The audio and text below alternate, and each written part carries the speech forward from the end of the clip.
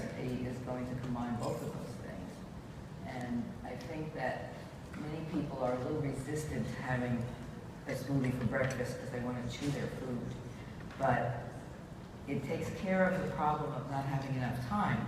So if you don't have a fancy Vitamix like this, you're going to want to put it in the order that the recipe, you have this recipe, and you're going to want to put it in an order. With the Vitamix, it really honestly doesn't matter what order you put it in. So I'm lucky enough to grow most of my own vegetables. So I go out to the garden every morning and I literally do this. I've been having a smoothie for breakfast since 1990. And I do it probably 6 out of 7 days a week, maybe 6.5 times. But wait a minute. What, first of all, you're using my Vitamix. What's wrong with that? Well, you know, I don't let everybody just use my Vitamix. I know, that's true.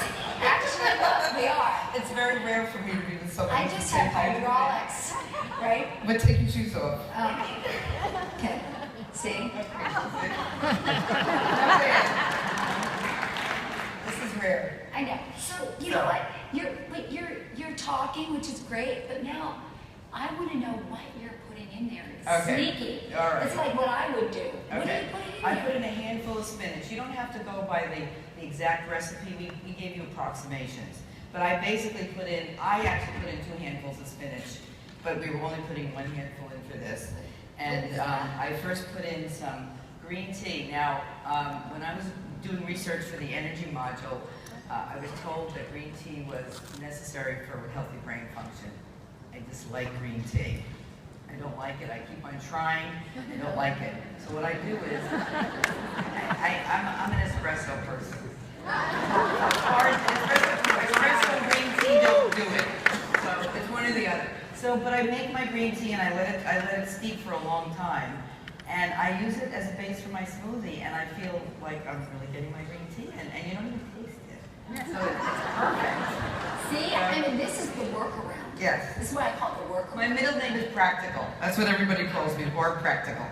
So, and then I use hemp milk or almond milk, and I make my own almond milk. My daughters both shamed me into doing this. It does not take long at all. You soak your almonds overnight, you drain the water, and then you use a 4-to-1 ratio, 4 cups of water to 1 cup of almonds that were soaked and drained. And you just put them in the Vitamix, you blend it, and you have the best almond milk. You'll never buy it in a carton again. And you could, if you wanted to that almond milk, you could add a little bit of vanilla extract, or you could add a little bit of raw cacao. You could add a couple of dates, or you could add a little bit of cinnamon.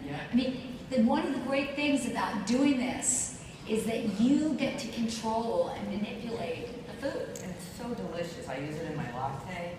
Now, don't think that if you're going to make a smoothie, you have to make your own almond milk. I was just inserting that as a little aside.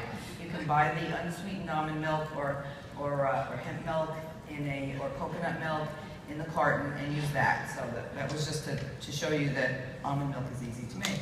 So then I put in my handful of spinach. When I go out to my garden in the morning, in my jammies, I look around and make sure there's no neighbors around, and I run out and I have collards, I have kale, I have chard, and I have spinach. Spinach is the least strong tasting, and I promise you cannot taste the greens in here because we're going to put fruit in, and it really doesn't taste. So you have to give it a try. So then now I'm putting in mango, and it's about a half a cup. And I like to use frozen mango and frozen berries because then you don't need ice. But if you don't put in the berries and the fruit as frozen, you may want to put 1 or 2 ice cubes. So these aren't really measured, but this is okay. So now I'm putting in a little bit of ginger. We were trying to make this extra healthy.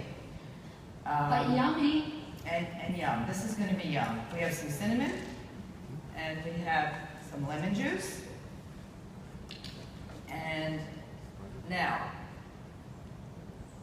relative to what Mark talked about yesterday with sugar, I don't usually put in maple syrup in my smoothie. This might need maple syrup, so I would really like to make it without maple syrup and taste it. It's only a little bit, it's only a teaspoon. Right, because we're just talking about the role of sweet to maybe round out a flavor. And oftentimes that might be like a quarter of a teaspoon or less in a big container like this, so that's just a part of flavor balance. And if you're not going to use it and people won't have the smoothie, then you may as well use it. So now I have chia seed here. I don't know if you all know about chia seed. You can use flax or hemp. Chia is one of my favorites.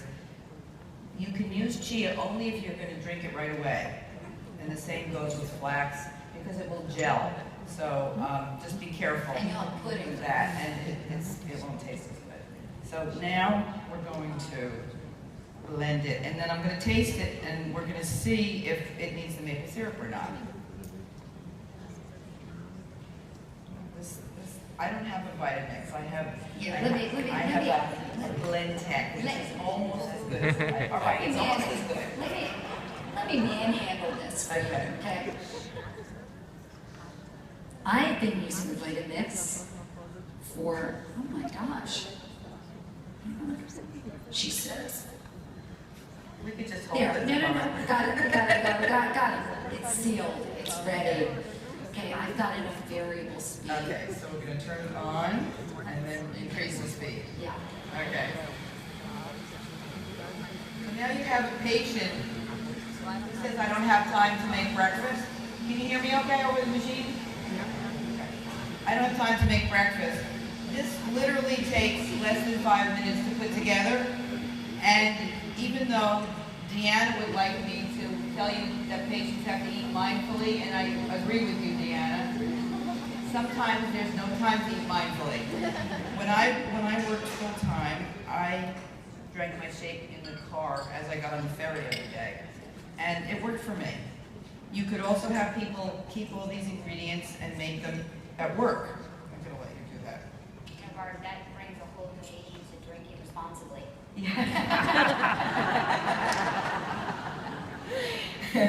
Now let's say you may want to have more protein in your shake. So go out to all the vendors here. There's many vendors who have wonderful protein powders, and they're used for all different things. You might use it for, here, Rebecca, I can taste it. God, this is like a stiff You might use it for detoxification, for inflammatory issues, or GI issues, but for whatever reason, they're all protein powders, and you can try them to see if you want to add additional protein. Here, you guys can taste this too. Okay? Thank you, ladies. Let's see if it needs the maple syrup, okay? Hang on. Oh, you've got it. Okay. Yeah, I mean, okay, Salute. salute. Okay. Salute. And you're going to taste this at the break too. No maple syrup. And no maple syrup. When you put cinnamon in here, you are such a sneak. This is what Cokes do. We're terrible. It's like we sneak things in. Did she tell you? She wasn't listening. Oh, I know. You missed it. I did say it. You I did, promise. okay. I did. I put on my latte, a lot of it every morning. But you know what? Here's the deal about cinnamon, is that it can mimic sweet, which is wonderful. It can give that sensation of there being something sweet in there. Yeah. Beautiful. Right, give this recipe to your patients and tell them they can use different amounts, they can use different berries, they can do, well, it can be all different, but this could be a base for it, and it can really alter their whole day because they've started their day off with a wonderful amount of phytonutrients and good protein and fat and carbs.